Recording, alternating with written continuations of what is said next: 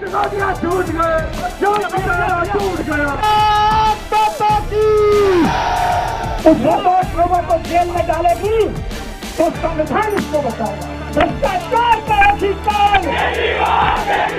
दिल्ली के पूर्व उप मुख्यमंत्री मनीष सिसोदिया को 17 महीने जेल में रहने के बाद शुक्रवार को बेल मिल गई। सुप्रीम कोर्ट ने उन्हें कथित शराब घोटाले के मनी लॉन्ड्रिंग मामले में अंतरिम जमानत दी है। पहले संजय सिंह, फिर मनीष सिसोदिया रिहा हुए। अब लोगों को अगर किसी मामले में अदालत के फैसले का इंतजार है तो वो है अरविंद केजरीवाल का केस। उन पर भी कथित शराब घोटाले में मनी लॉन्ड्रिंग का मामला चल रहा है।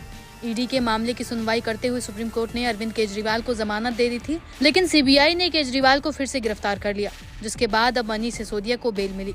तो उन्होंने अरविंद केजरीवाल की जमानत को लेकर कहा कि अगर विपक्ष चाहे तो अरविंद केजरीवाल को 24 घंटे में जमानत मिल जाएगी। नेताओं को जेल में रखा जा रहा है।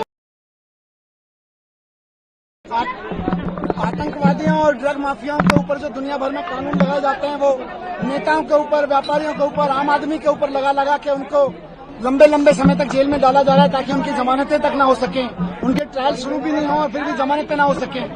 ये तानाशाही है और ये तानाशाही देश के आम आदमी के खिलाफ हो रही है। इसका जो भुक्तभोगी है सबसे ज्यादा देश का एक आम आदमी है। उसकी शिक्षा, उसके स्वास्थ्य, उसकी नौकरी खतरे में है, सारी चीजें खतरे में है। इसके लिए लड़ना पड़ेगा सारे विपक्ष को एकजुट होकर, और सारे विपक्ष को ये नहीं सोचना कि आज मेरा नेता जेल में, कल उसका जेल में, जब जिसका जेल में उसकी लड़ाई लड़े।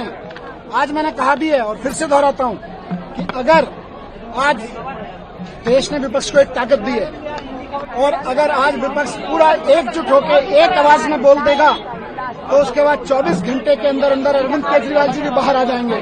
24 घंटे के अंदर अंदर अरविंद केजरीवाल जी बाहर आ जाएंगे। बता दें कि मनीष सिसोदिया शुक्रवार को जमानत मिलने के बाद सबसे पहले केजरीवाल के घर गए। उन्होंने केजरीवाल के माता पिता, बच्चों और सुनीता केजरीवाल से मुलाकात की। फिर अगली सुबह उन्होंने बीजेपी पर तंज कसते हुए एक पोस्ट भी लिखा। मनीष ने सुबह ट्विटर पर पत्नी संग फोटो शेयर कर लिखा, आजादी की सुबह की पहली चाय, 17 महीने बाद वो आजादी जिसे संविधान ने हम सब भारतीयों को जीने के अधिकार की गारंटी के रूप में दी है, वो आजादी जो ईश्वर ने हम सबको खुली हवा में सांस लेने के लिए दी है। इसके बाद मनीष सिसोदिया हनुमान मंदिर पहुंचे और केजरीवाल के लिए प्रार्थना की।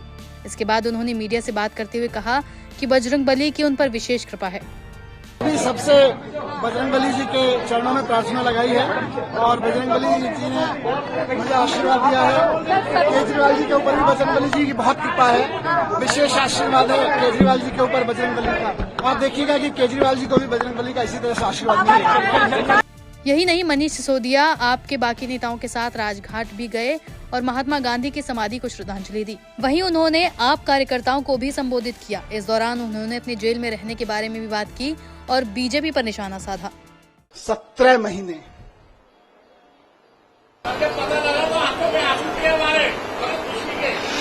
ये इन आंसुओं ने मुझे ताकत दी है 17 महीने जेल में। मैं जब राजघाट पे आपसे बात करके गया था तो कह के गया था शायद 7-8 महीने लगेंगे। मुझे उम्मीद थी कि 7-8 महीने में न्याय मिल जाएगा, लेकिन कोई बात नहीं, 17 महीने लग गए। 17 महीने लग गए, लेकिन जीत सच्चाई की हुई है, जीत ईमानदारी की हुई है। भारतीय जनता पार्टी इतनी अपने आप को कहते हैं दुनिया की सबसे बड़ी पार्टी होने के बावजूद एक राज्य में एक उदाहरण नहीं पेश कर पाई कि उस राज्य में काम ईमानदारी से हो रहा है और काम हो रहा है।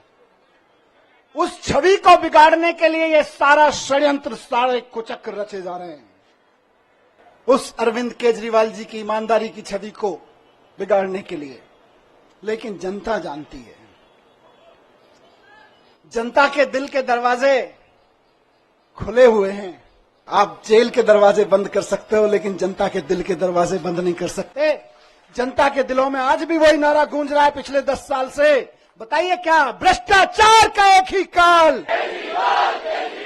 भ्रष्टाचार का एक ही काल।